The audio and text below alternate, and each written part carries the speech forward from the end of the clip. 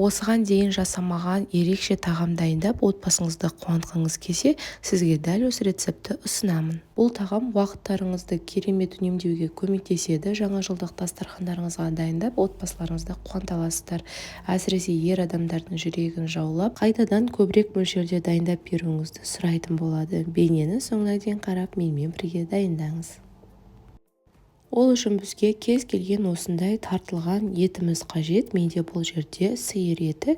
Осы етіміздің үстіне ұсақтап туралған пиязымызды салып, дәміне қарай тұз, қара бұрыш және паприканы қосамыз. Барлығын жақсылап қолымызбен араластырып аламыз. Салмасын дайындап алдық. Енді оны шетке қарай алып қойып, саңырауқұлақтарымызды дайындаймыз. Мен бұл жерде шампиньон саңырауқұлақтарын қолдандым. Жуып, тазалап, артық жерлерін алдым. Қазір сіздерге оны қалай тазалау керек екенін көрсетемін.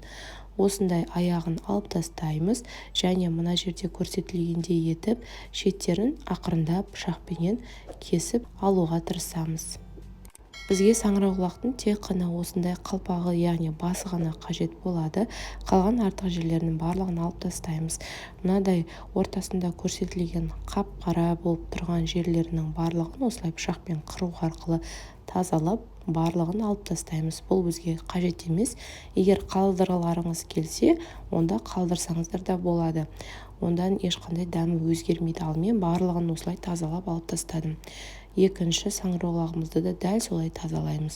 Достар, рецептке қажетті заттар мен олардың мөлшерін бейненің соңында описание бөлімінен еще батырмасын басу арқылы көре аласыздар. Сол жерге толығырақ жазып кетемін. Бұл тағамды дайындаған кезде бірден көбірек мөлшерде дайындауларыңызға кеңес етемін. Себебі санаулы минуттар ішінде ғана бұл тағам дастархандарыңыздан жоқ болып кетеді. Саңырауқұлақтарды дайындап алғаннан кейін енді салмасын алып, оны осылай қолымызбен дөңгелектеп аламыз.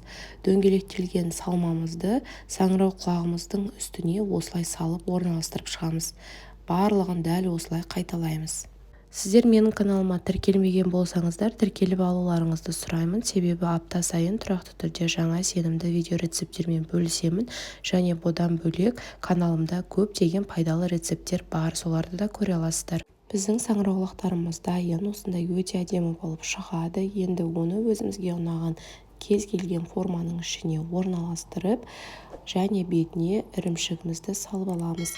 160-180 градус аралығында қатты етіп қыздырылған пешімізде бетіне фольганы жауып, шамамен 20-25 минуттай пісіреміз.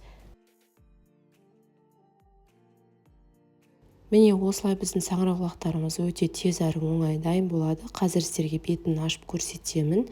Іші осындай керемет, барлығы піскен, иісі керемет. Бұл тағамды өзіңізге ұнаған кез келген гарнирмен ұсына аласыздар. Қазір ортасын кесіп көрсетемін. Өте керемет болып шыққан. Бұл бейне сіздерге ұнаса, лайк басып, достарыңызбен бөлісуді ұмытпаңыздар. Астарыңыз дәмді болсын.